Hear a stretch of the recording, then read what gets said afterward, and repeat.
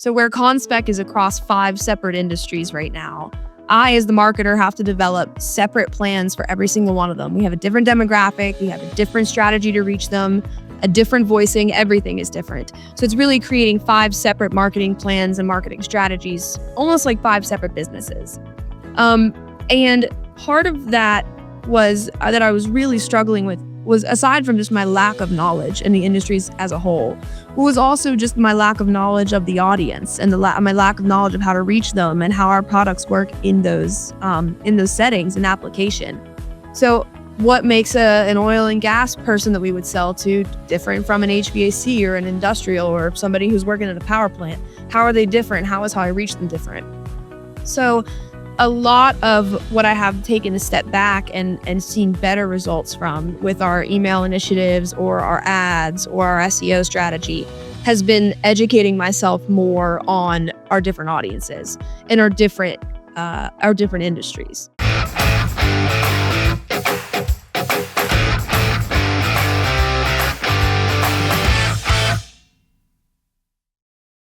Thank you for joining the Missing Half podcast, where we're discovering what's missing in manufacturing and B2B marketing.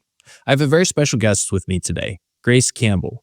Grace is a young marketer here in Appalachia with a dedication to supporting businesses big and small. She first began in marketing as a social media manager and a content creator in the magazine publishing space, and now serves as a marketing director for Conspec Controls, an international gas detection systems company. Grace, welcome.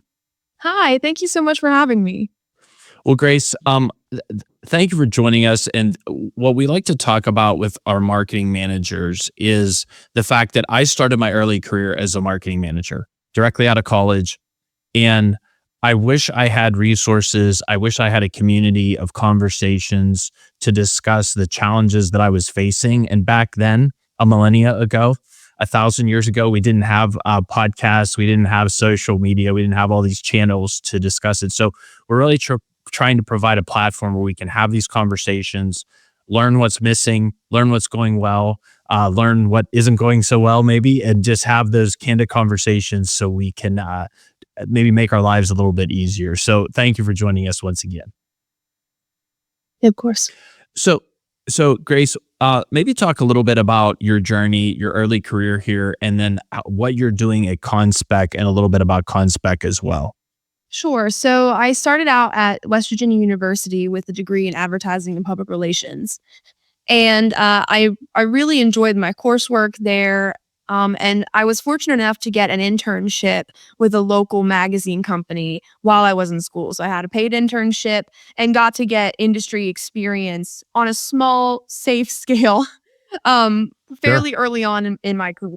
So I got to start really young comparatively. And then I continued to work in that same job all throughout college. And then when I graduated college, I started work immediately there full time as a marketing associate. So I took on that role and again, was able to beef up my resume and get a lot of experience early on in the process, coupled with my classes. So I got to get my class experience and then my real world experience with my job and see those two in application. And then what was legit from my college classes and what wasn't legit. So I got to learn that. There's certain truth in that, colleges, the colleges and universities do their level best. I think specifically in this space, marketing and advertising is moving so rapidly that there's a tremendous challenge for them to keep up. But we all have to go through it. And I'm glad you were able to also have the foresight to take the job that maybe got you the job. Right. And when I was younger, I didn't want to hear that. I didn't want to do it. I wanted the job. I didn't want to take the job that was going to get me the job. But that's great that you had that experience. Right. So let's talk about Conspec. I mean, when we think about what we do at 50 Marketing with B2B and manufacturing, I mean, you guys are right in there. I mean, I look at your website and see what your content's about. I see coal, mining and tunneling, oil and gas, industrial. That's my past. My father owned and ran coal mines in my youth. I grew up with that business around here, mining and tunneling. Oil and gas is certainly a huge part of Western Pennsylvania and the Rust Belt. So maybe talk a little bit about Conspec as a company. Sure. So when I was brought on the team at Conspec, I was very transparent with my boss. I said, I'm not an engineer and I have never worked in this context before. So I went in a little bit blind for a few different things. Um, but I had the base level of knowledge for the marketing that they wanted to accomplish. They also wanted someone with a diverse background, and that was me to a T.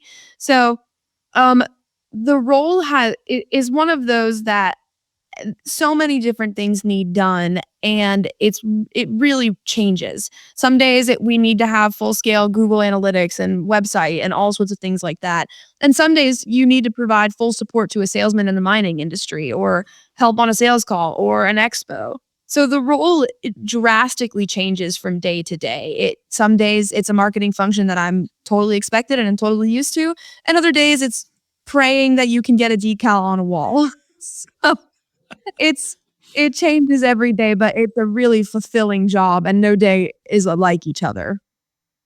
Love that. And this is something we talk about a lot because this is so prevalent in the market is this concept of the department of one.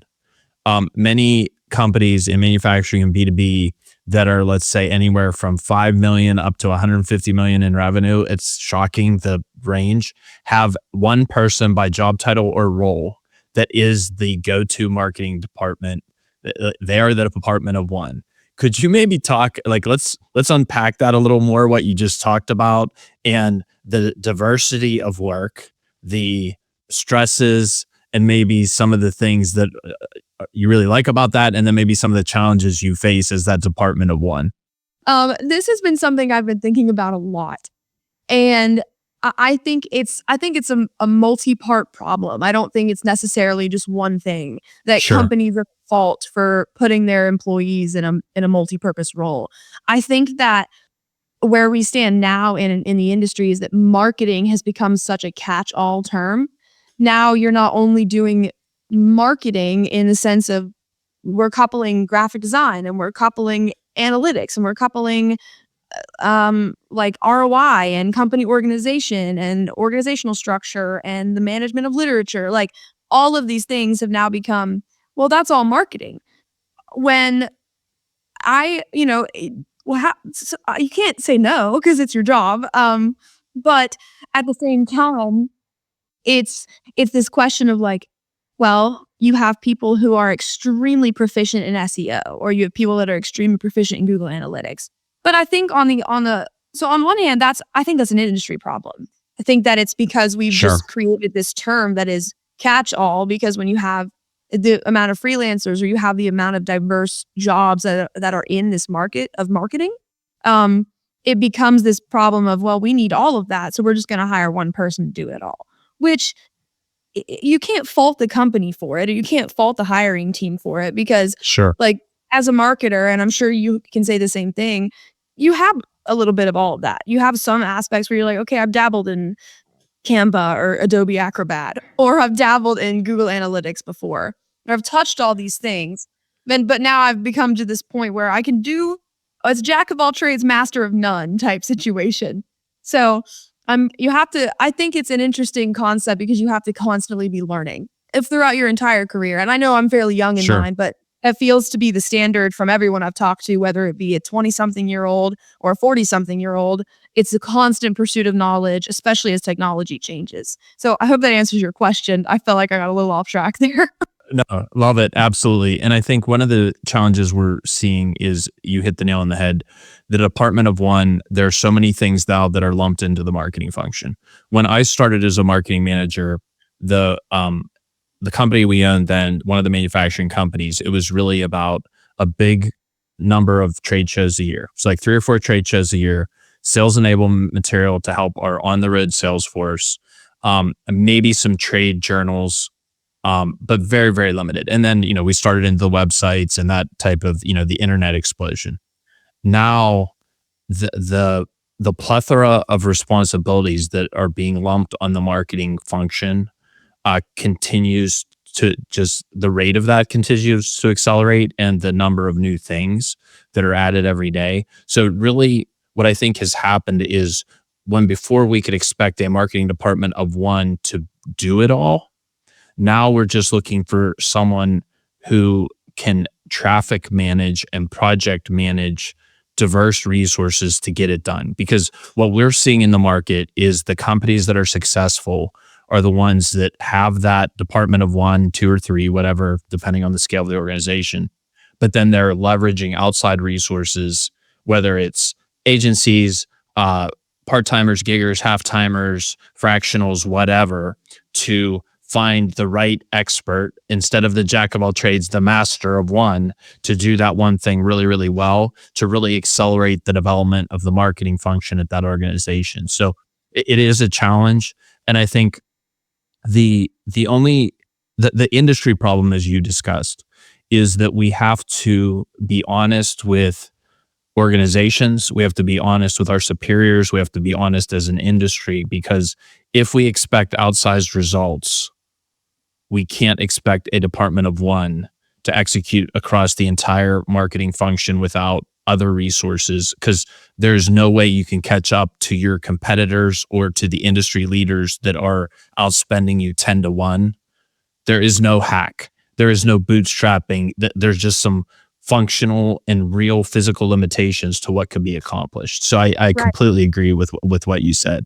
Yeah, and I don't think it needs to be a bad thing. Like, a lot of people think ignorance or not knowing is a bad thing when, especially for me coming into this role, like, I'm the marketing director. It's not a job that I've held before. And I was very transparent about that throughout the hiring process. And what I appreciated from the hiring team was they were transparent with me about what the issues were going to be, what I was going to run into. And when I was running into problems, they were like, "We warned you." um, but it's I think it's just part of the process, and I don't think I don't. I mean, across the board, I don't think anyone should be faulted for not knowing things. I think if we try and lie Sure. and we say, "Oh, I know more than what I let on," or I know more than what I'm saying," or like, it would be impossible to compete with the internet. It is not. It is so all encompassing. It is, you Sure. can't just, yeah, it's not like, maybe if we were talking in the 60s, 70s in marketing, okay, sure, you know what? I will agree, you are an industry, you are leagues above everybody else. You know all there is to know. Now technology changes so rapidly. Like, you're competing with AI. It's not gonna happen, and that's okay. It's not a Sure. bad thing. I think it's just important that as professionals, and particularly young professionals, I get passionate about this, is that we're transparent about the things we don't know, and we expect training. That's part of it. I Sure. saw I saw a LinkedIn post recently that was like, Gen Zers are performing poorly in the job market, or like they're doing terrible in the industry.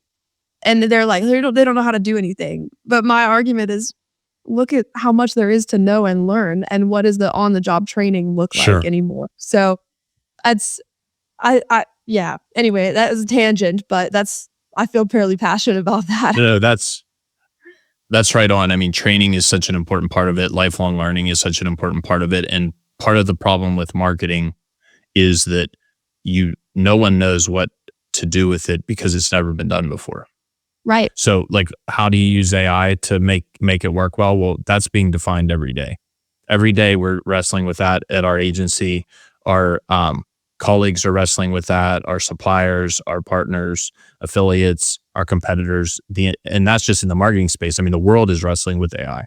So part of it is we have to innovate so much that we have to take time to train. I think also another thing, and this is creating a proper expectations with organizations, as maybe they don't have a department of one, or maybe they do have a department of one and they have been disappointed by performance before.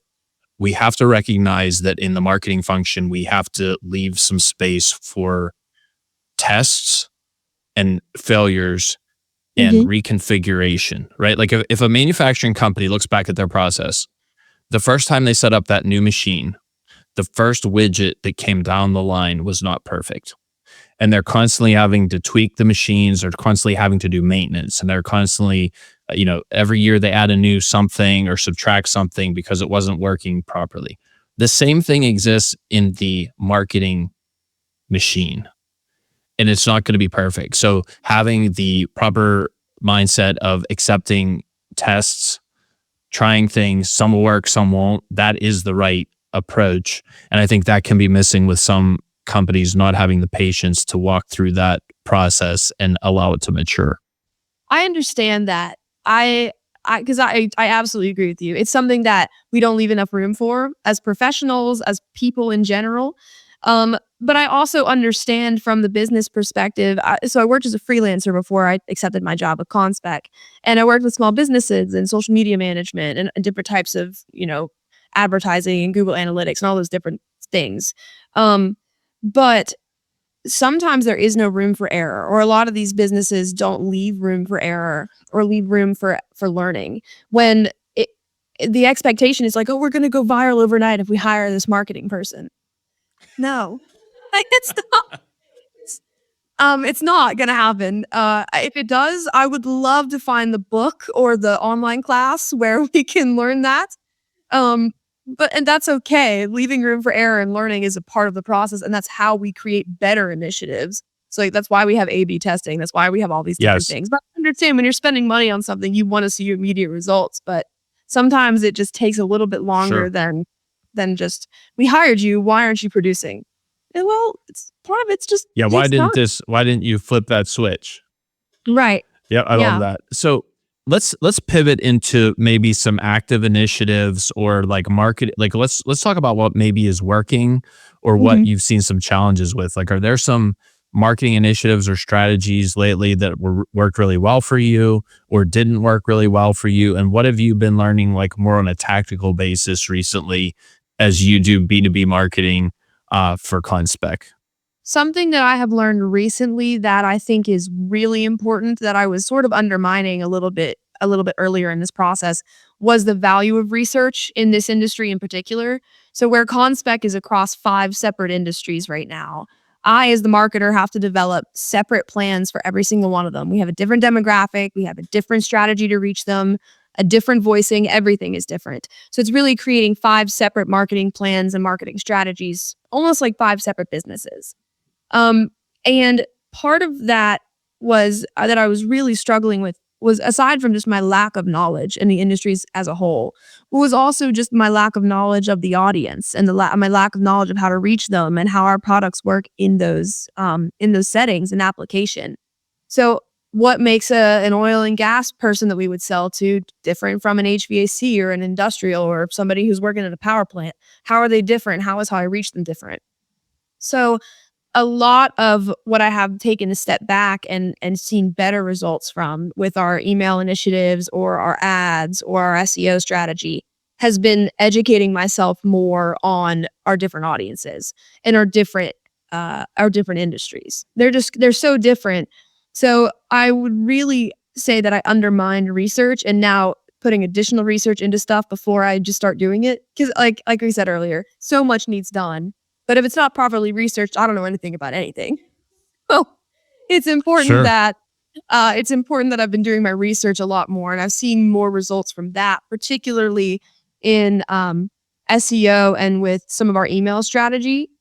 It's just been the more I learned about keywords and the more I learned about our separate audiences, it was then that it was like, okay, I see how we need to approach this differently from how we have been. I think that's great. One of the things I think that we're going to see is more budget. AI is going to accelerate processes and help marketing become more efficient. Where we can still add value is by doing more voice of customer research and really getting to know these target audiences and really understanding their pain points and providing solutions that really hit right on. So I think for someone as early as you are in your career to recognize the value of customer voice of customer research and really understanding who they are and what they want, that is you're well ahead of your years and your experience in valuing that. So I want to commend you on that and just recommend that you continue to focus on, just continue to focus on that research because that will minimize the variability in what you do and increase the probability of success by making sure that you're really speaking to that audience. So that's a great insight. And for any marketing manager who's listening, if you are not engaging in a lot of research about your clientele, your customer bases, that is a hot take, and you should really double down on that. What's something maybe then, because so that was a good one because you hit you rung both bells there. It was like what wasn't going well, and then how you turned that into something that became successful, like not researching it and then researching it, and then the delta. Are there any other things like that that you would like to mention that have been successful, been a challenge that you feel would be like something to chat about? I don't want to say any particular initiatives. A lot of it has just been a learning curve, like we talked about earlier. I'm only 9 months into my role here, so Sure. there's been a learning curve with not only my experience and education in these different industries, but as a whole on the different initiatives and strategies that we're trying to execute.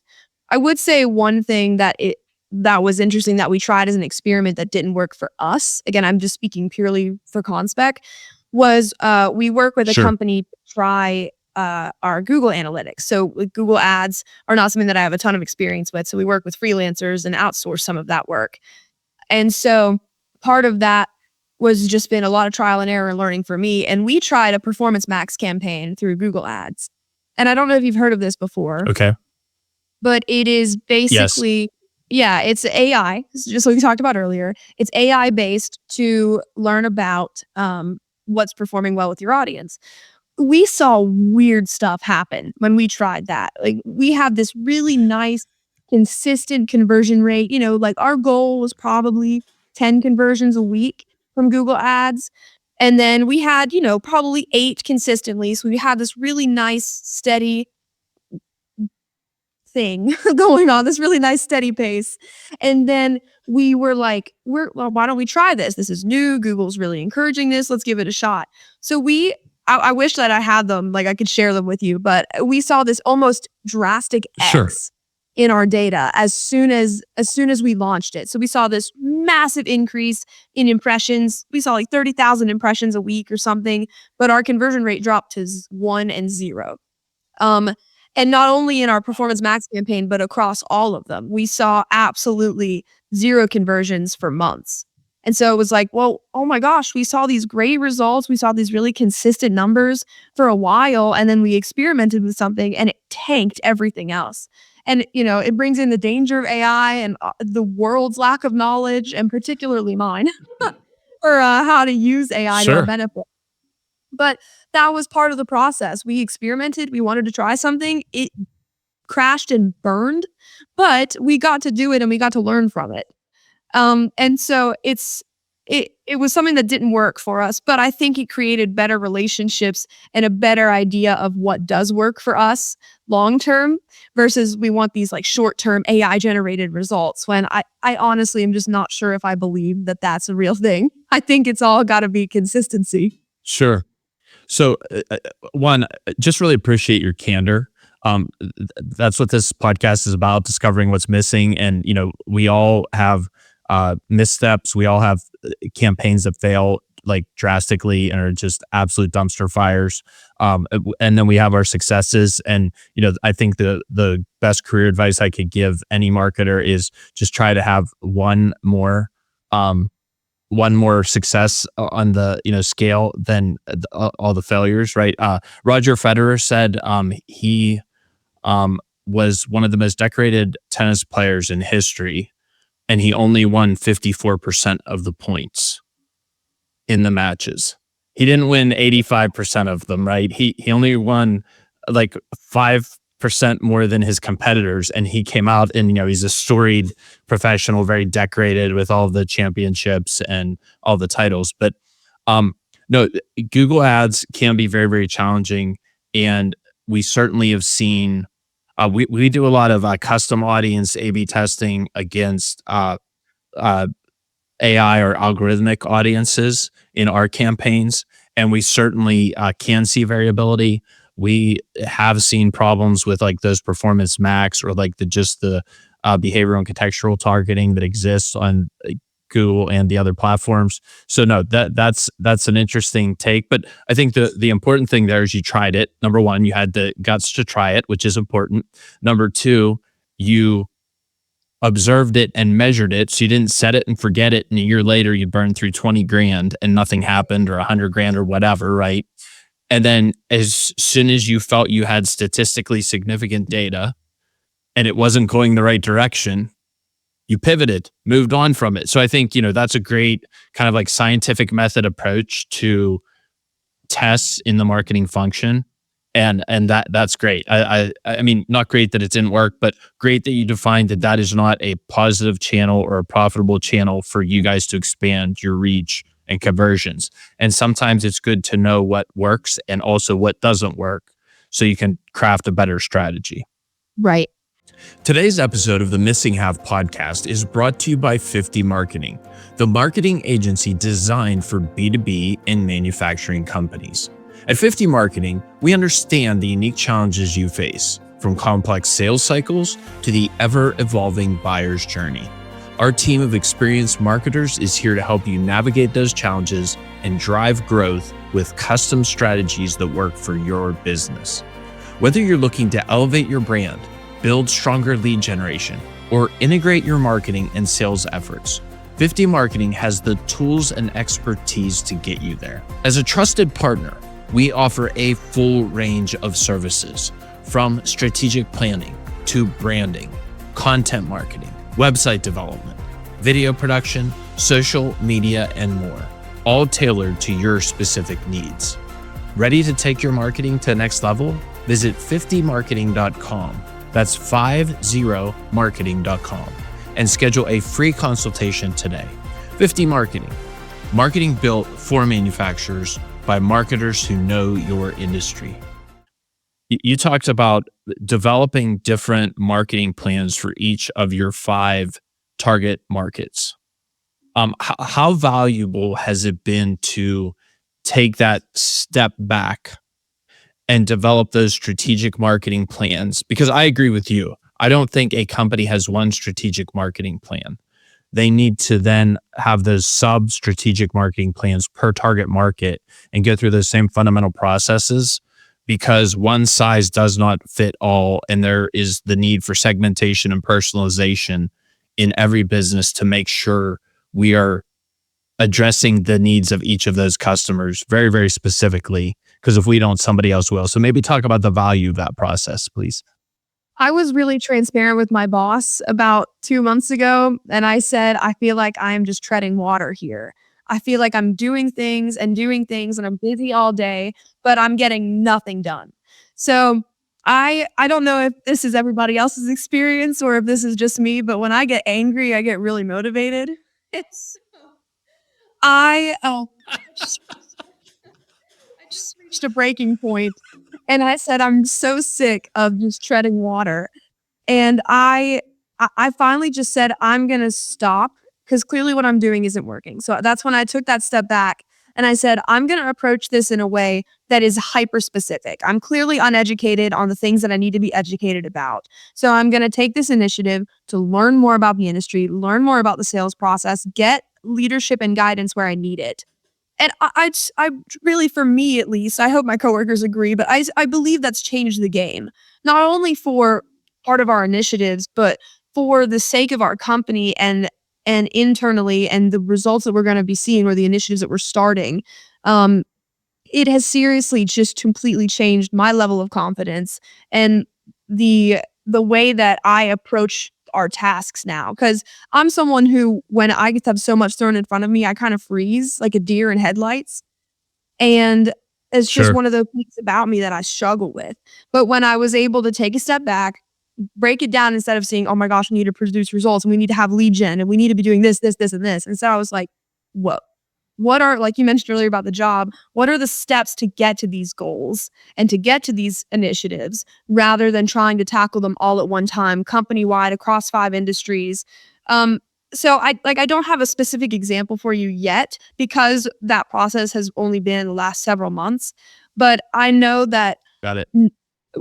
I've been able to create more personalized campaigns. I've been able to bring on and strategize help so that I have better initiatives ready to launch that we're building up, like through email automation campaigns or through our website SEO or through the way that our audience interacts with our website or the way that we're going to go and present at expos is going to be different. So things like that have I can't say externally yet. I want to soon, but internally, it's really changed the game for my confidence as the marketing team, and my relationship with my coworkers. Well, so I think there's the answer. It did radically change what's going on there, right? And yeah, you haven't seen the results yet, but if you're developing that clarity in around your strategic approach, you're then developing a more consistent tactical plan to execute that strategy. Ultimately, that is going to be more successful because you have that set up in more of like a scientific method, right? Hypothesis, experiment, test, prove approach. I think you're changing that. And what I would encourage you to do, and any marketing manager out there to do, is once you've built that kind of process, don't wait until you get frustrated again to go back to it. Be proactive. Schedule that out. So like go to your, the boss, the C-suite and say, hey, listen, this was a successful approach. Now, what I would like to do over every 2 months, I would like to take a different target market and go through this in a deep dive and get those stakeholders and get those like product specialists or industry specialists and interview them. Do that voice of customer research in those spaces. So I think there's a model there, Grace, that you could rinse and repeat consistently. And then, next year, hopefully you can do it in a review and optimize as opposed to a wholesale review, right? Because you're building good habits and building a good program there. So I think that's a great takeaway. And once again, commend you at this stage of your career to really want to get into that strategy. That's fantastic.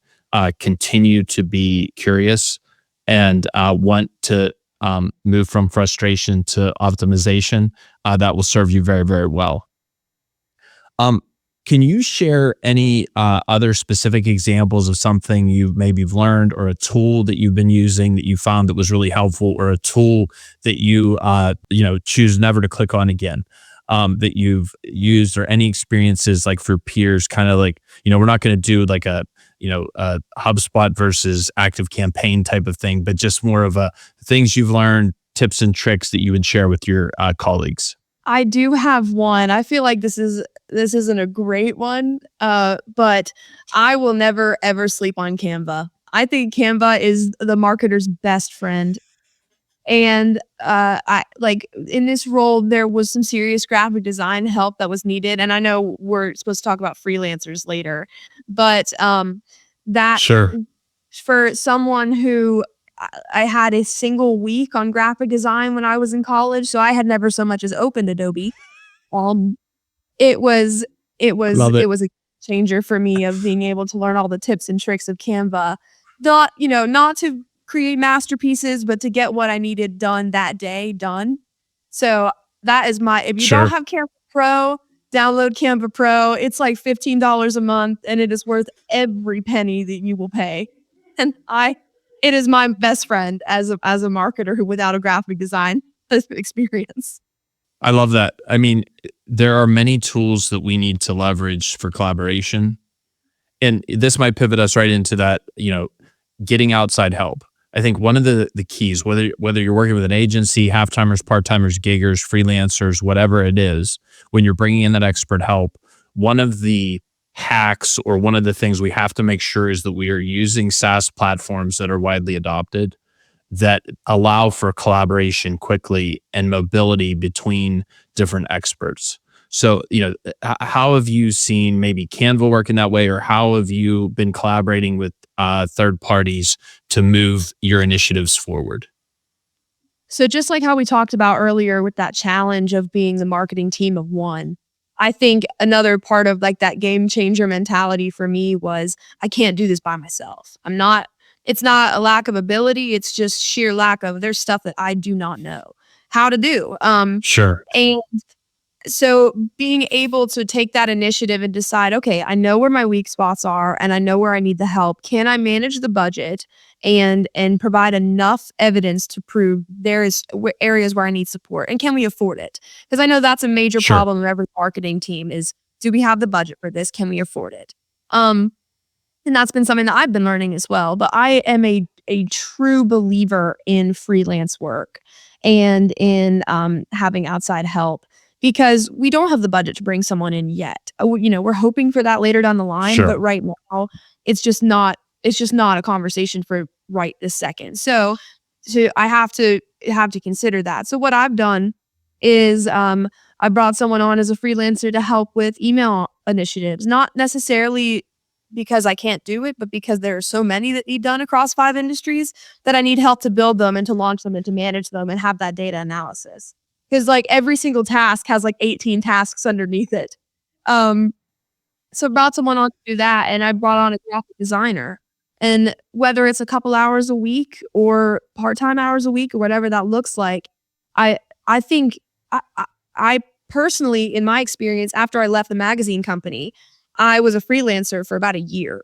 And I was a freelance marketer, social media manager, content developer, and being able to having businesses that gave me that opportunity helped me develop my skill set. And also fully transparent, I was cheap. Like as a fresh college grad, I was somebody who was affordable because I didn't have anything else. Um, but so I was able to utilize both of those of being young and affordable, but also having a diverse skill set and a desire to do well by my clients because that's what was paying my rent. So that's part of what I've done is I've brought on a graphic designer fresh out of college, and she helps get things done way better and way faster than I ever possibly could because she has a degree in Sure. graphic design. Um, and then and then we work with another company out of Pittsburgh, I believe, called Mass Solutions, and they have been instrumental with helping us in website SEO, Google Ads, and so all of that has been stuff that I have been managing and then had to delegate and learn from. So Mass has been great about also educating me on the things that I don't know and being super helpful when I have questions Sure. about SEO or Google Ads. So I think I think it's really important as marketers who are this team of one that we utilize the resources available to us, because otherwise we're going to drown, in my opinion. That's was my experience. And then as soon as I brought on these freelancers, it was like, oh my gosh, okay, now I can breathe and I can delegate tasks. And now I can, again, I'm not rowing upstream. I'm finally making progress. So I'm a strong believer in freelance work.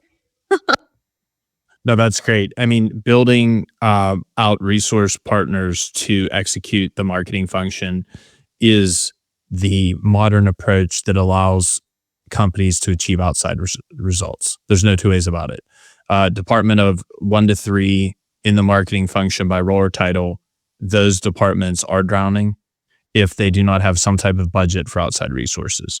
And that depends on the budget, the scale of what those resources look like. If it's uh, young folks out of college just cutting their teeth, or if it's agency partners or a combination thereof, there's a lot of ways to execute that resourcing function, but it is so critical. And I'm glad to hear that you've had success with that.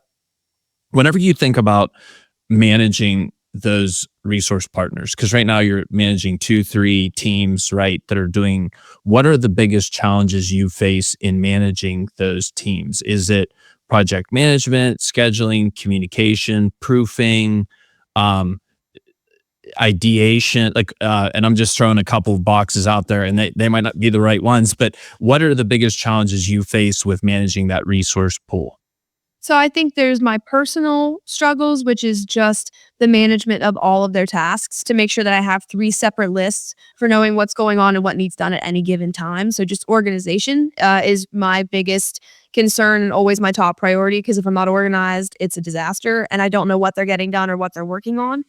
Um, so that of Sure. course, but I think just as a whole for Conspec in particular is just a lack of knowledge, because you can't expect every single graphic designer or every single marketer to be an engineer or to have the technical background to understand Sure. how our products work in the setting. For example, it's hard to ask a graphic designer fresh out of school with a graphic design degree to explain how our gas detection products work internally within the mine. that's a hard ask. Um, so Sure. I think that's been the biggest struggle is not only learning myself because I came into this role with a lack of technical knowledge, but then also I have to teach those things at the same time.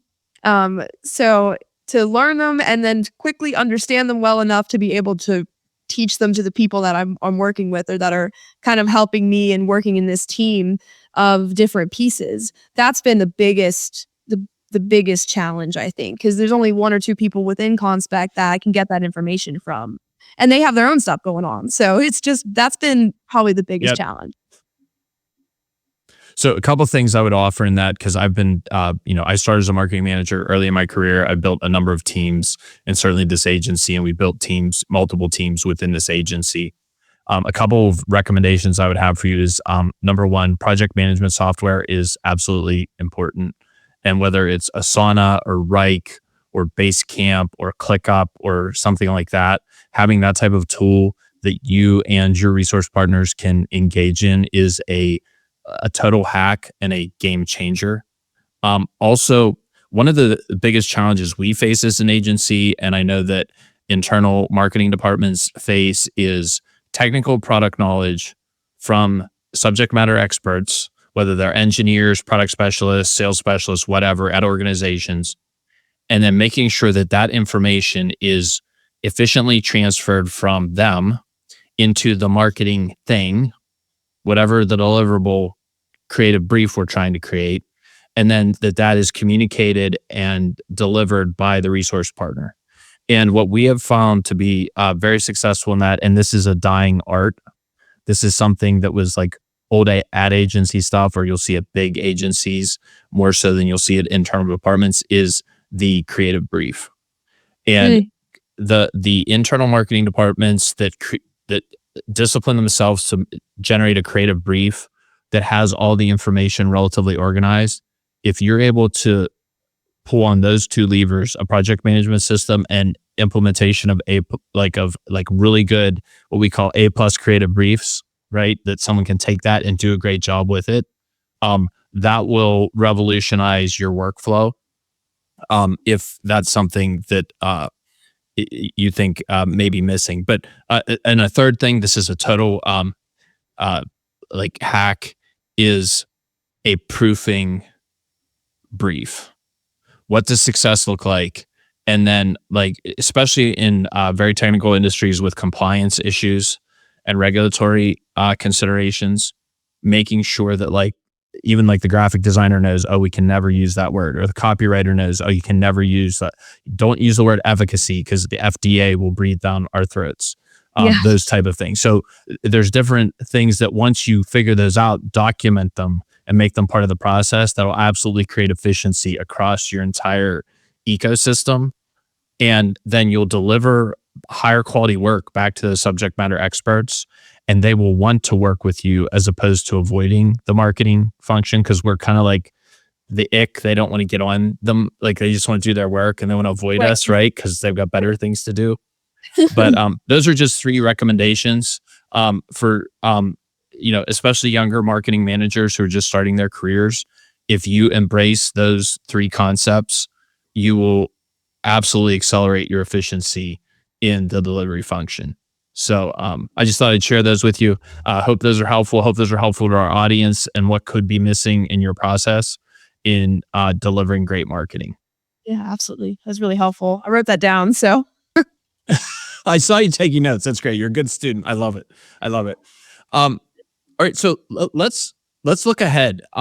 When you think about this next year for your team and your marketing efforts, are there any particular projects you're specifically excited about? Any you're specifically dreading? Right? There's some things we all love as marketers and some things we all hate. Is there any thing there for the coming year that you'd like to talk about?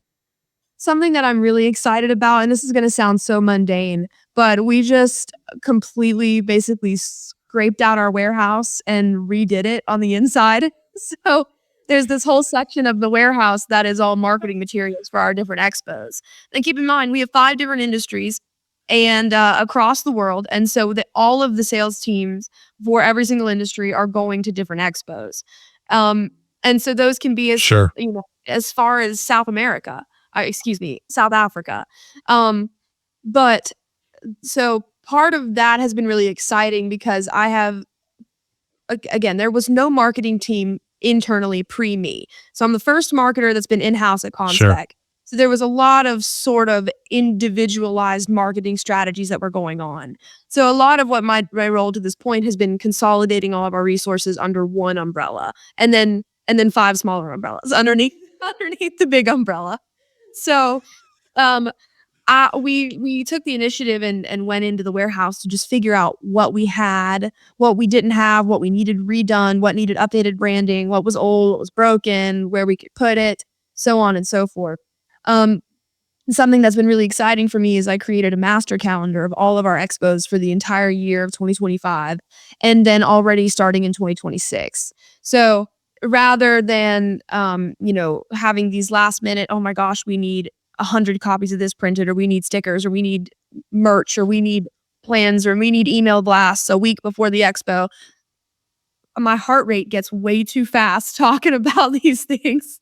So instead of having those like 911 hair on fire situations, I've been really excited that now my goal is to plan everything 3 months in advance. So every expo has its checklist and has its thing that is accomplished as far in advance as humanly possible. Of course, there's stuff that slips through the cracks, but having that structure, I think, will make our expos way more successful. And I've also started an initiative to develop ROI reports after our expos. So Nice. we're sort of flying blind with we would go, we are not sure really if we saw results, whether they be impressions, engagement, sales, whatever. We have no idea. And so I have been meeting with, again, a mentor because I think that's really important. And we've been working through what this ROI report will look Sure. like and what the important measurements for these expos are. And honestly, if they're worth even going to. And if they are, cool. But I want to be able to prove that definitively with data. So all of those are the kind of things that I'm really excited about that I have learned in the last 9 months that are going to be this really big initiative for the coming year and hopefully make us not only more profitable and more organized, but more confident when we go and do these. So we're traveling, we're like, yeah, we're going to get sales from this, not like, oh God, we're going to go do this and I hope we get sales type situation. Um, as far as I'm dreading, I probably just more graphic design. I hope my freelancer is okay with doing more because I'm really bad at it. We had a little mishap in something that I designed and tried to get printed for this expo next week in Orlando. And we were running tighter on the timeline than I would have liked. And I designed this. I guess I didn't get a second pair of eyes on it, and it had some errors, all because I don't know how to get it from like pixels to inches. I don't know anything about that, and so that was a real hit in my confidence of like, oh my gosh, this is a disaster. What am I gonna do? So that's why again, 3 months in advance with a graphic designer and of another set of eyes so that way things can get printed without having a hair on fire situation. So that's what I'm dreading. I love that. So those are both very What? Let's circle back to the trade show. If you and your team are heading into a trade show, and this isn't just you guys, this is across the industry. If a team is going into a trade show, hair on fire, everything's behind schedule. We don't know if the booth's going to make it. We don't know if the printed material is going to make it. We didn't send out a pre-show email invite. We didn't have it on our social media. But like the probability of going into a show like that and coming out with any good results it's like getting there is the result. And the result we're looking for from trade shows is not showing up. The result we're looking for is relationships and sales. And the fact that you're moving that from a tragedy or a panic or like a crisis to proactive planning and preparation, and then you are going to get, I'm going to tell you right now, you are going to get more ROI out of your trade shows because of this shift in approach. And it goes far beyond the marketing function. You're going to have salespeople who show up ready to have conversations, not ones with frazzled nerves and just absolutely burnout getting there. So kudos to you on that. And also kudos for recognizing the fact that you don't like graphic design and you're doing the right thing by finding an outsourced partner to execute that function. Also, proofing, always get multiple sets of eyes on it, because we found in our team, somebody else always has to look at everything. Because once you look at something for more than probably a half hour, you will no longer see it, right? It's a job to be done. It is not a thing that you can objectively review and provide feedback on. So I think those are right on. And the fact that you also organized a warehouse with all of the marketing stuff, that's huge. That will reduce stress in not only for you, but your entire organization, and sends a great signal if the salespeople come in and see that you guys are ready to charge the hill and are organized. Yeah, and it wasn't just me. A lot of the team came in and helped and was willing to carry boxes and organize literature and help me identify miscellaneous wires. So I have to give props to that too. And there's some stuff I just can't carry, so we had to fix all Sure. that. But yeah, I had a meeting with my mentor and my CEO, and something that I learned about my personality in particular is if I'm not organized, I am a frazzled mess. And then our productivity just tanks Sure. because I get that deer in headlights thing is I'm just like, I don't have my list. I'm not organized. I don't even know what I need to do. What's my name? Stuff like that I don't know. I freak out. And so when I would go back into that warehouse and I'd see stuff, I'm just like, oh my gosh, this stresses me out just looking at it. So, finally tackling that with the team and getting some help and redoing that whole thing. And honestly, it was so lethargic just throwing stuff away. I mean, we just threw so much crap away. Sure. It was awesome. So those kinds of things were really, that was huge. Again, another thing that just was helpful for confidence and I think will be beneficial for the company as a whole. No, that's great. Well, Grace, this has been an excellent conversation. I want to give you the opportunity here to tell a little bit more about how anyone who listens to this could get in touch with your company if they have any needs, and then also about yourself. And all of these details will be in wherever these things are shared on YouTube, social media, etc. They'll be in the comments or the footers or wherever they put such things to get to these links. But just maybe talk about your company and about where they can find you if they ever want to reach out and talk about anything. Sure. So the best way to reach out to us is from our website. You can go there and submit a form fill, and that goes straight to me where I delegate it out to the rest of our team. So it's a one-to-one opportunity to get in contact with somebody. We also have a support ticket for our 24/7 support team if you have any questions about gas detection or concerns with products that have already been purchased. Another is through LinkedIn. Again, that's me actively making sure that all the messages are answered. So all of those places are opportunities and ways to get in contact with us, whether it's to purchase, ask questions, or just inquire about jobs or whatever else. So those are the best ways to reach us. Well, Grace, thank you so much. This has been an excellent conversation. I really want to commend you on your candor. It is great to talk to people. You're less guarded than some, and I really appreciate that because you're just speaking truth. And there are a ton of gold nuggets in this conversation, and just unvarnished truth about what we're facing in the marketing industry, in the Department of One type of staffing approach, and then even into some specific tools and processes. It's just been a great conversation. So thank you so much for joining us. Of course, absolutely. Thank you so much for having me. Thank you for joining the Missing Half podcast, where we're discovering what's missing in manufacturing and B2B marketing. Like, share, subscribe. Have a great day.